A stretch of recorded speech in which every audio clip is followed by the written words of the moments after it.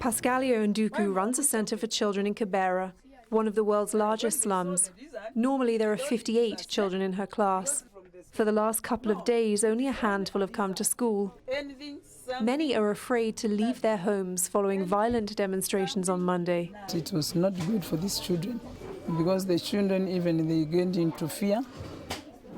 Those policemen even they came into the rooms and the children were shouting everywhere and they were like they had no peace.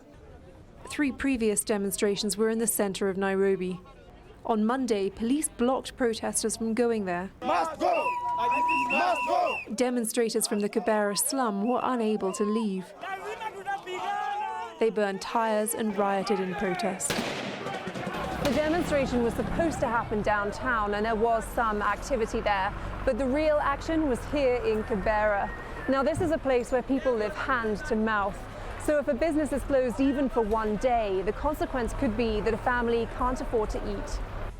Like most other shopkeepers in Kibera, David Matheka wasn't able to open during the demonstration on Monday.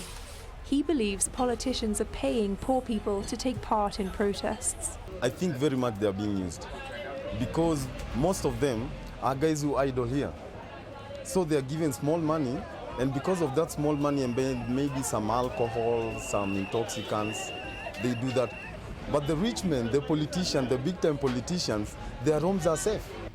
Analysts say it's typical of Kenyan politics that the least well-off suffer the most from political discord. Young, unemployed, working-class people always bear the brunt of all electoral processes. We saw that in 2008 with the post-election violence. If you look at the thousands of people who died or the hundreds of thousands of people who lost their land and property, many of them would be on $1 a day or $2 a day.